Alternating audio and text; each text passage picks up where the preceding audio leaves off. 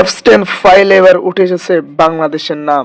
হ্যাঁ, ঠিকই শুনছেন, যে ফাইলে ছিল মানুষরূপী রাক্ষস এবং জানোয়ারদের কিছু প্রমাণ, ভিডিও ও ছবি। জেফ্রিন থেকে এপস্টেন ভয়ঙ্কর আতঙ্কের নাম হয়ে দাঁড়িয়েছে। সম্প্রতি যুক্তরাষ্ট্রের ডিপার্টমেন্ট অব জাস্টিস জেফ্রিন সংরক্ষিত 30 লাখ পৃষ্ঠার গোপন নথি ও 1,80,000 ছবি ও 2,000 ভিডিও আনুষ্ঠানিকভাবে প্রকাশ করেছে। এসব নথিতে লুকিয়ে রয়েছে বিশ্বখ্যাত রাজনীতি মিলিনিয়র এবং রাজ পরিবারের সদস্যের বিভিন্ন অপরাধের কাণ্ডের সংক্রমিত প্রমাণ।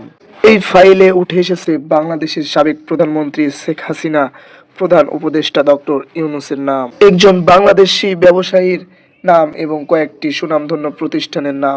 জেফ্রি স্টেনের বৈশ্বিক নেটওয়ার্কে বাংলাদেশের নামটা উঠে আসা বাংলাদেশিদের কাছে বেশ বিস্ময়কর। কে এই জেফ্রি স্টেন? বাংলাদেশের সাথে কি তার সম্পর্ক? 1953 সালে নিউ ইয়র্কের মধ্যবিত্ত পরিবারে জেফ্রি স্টেনের জন্ম। 1990 সাল থেকে এইচ ফান্ড পরিচালক এবং যুক্তরাষ্ট্রের প্রভাবশালী ব্যক্তি হিসাবে জনপ্রিয়তা পান। ধনী ও ক্ষমতাধর ব্যক্তিদের সাথে সম্পর্ক এবং বিতর্কিত জীবনধারার কারণে জেফ্রি খুব দ্রুতই আলোচনার সাথে চলে আসেন। 2019 সালের জুলাইয়ে মানব পাচার ও যৌন নির্যাতনের অভিযোগে গ্রেপ্তার হন জেফ্রি।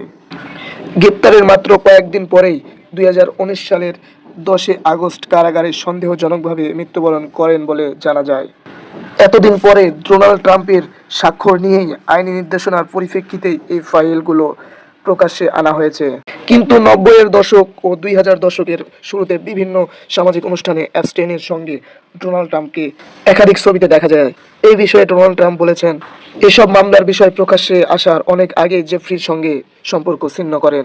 শুধু ট্রাম্প নয়, নথিতে উঠে এসেছে যুক্তরাষ্ট্রের রাজপরিবারের সাবেক রাজপুত্র অ্যান্ড্রুর নাম, সাবেক মার্কিন অর্থমন্ত্রী লেরি সামেসের নাম। তবে 60 লাখের বেশি পৃষ্ঠার এই নথিতে উঠে এসেছে এবার বাংলাদেশের নাম। 2010 সালে 4 জানুয়ারি একটি মেইলে উল্লেখ করা হয়েছে জেফ্রি এপস্টেইন এক ঘনিষ্ঠ সহযোগী বাংলাদেশ ভারত ভ্রমণ করেছিলেন। তবে প্রকাশিত নথিগুলোতে এই সফরের উদ্দেশ্য কি ছিল তা উল্লেখ করা হয়নি। একাধিক মেইলে বলা হয়েছে কার্বন ফ্রেডেক্স বাণিজ্যে যুক্ত ছিলেন। এক ব্যক্তি নিজেকে বাংলাদেশের ওয়েস্ট কনসার্ট বাংলাদেশের প্রতিনিধি বলে পরিচয় দেন। একটি নথিতে নিউ মেক্সিকোর সাবেক গভর্নর বিল জারসনকে অর্থদাতাদের তালিকায় বাংলাদেশের ব্যবসায়ী ও রাজনীতিক আব্দুল আওয়াল মিন্টুর নাম পাওয়া গেছে। এই তালিকাগুলো এপস্টেইনের ফাইলে অন্তর্ভুক্ত হয়। সেখানে বাংলাদেশের রাজনৈতিক খবর সহ অন্যান্য খবর থাকতো। একদিন তাদের বৈঠকের সময় চেঞ্জ করা হয়েছিল।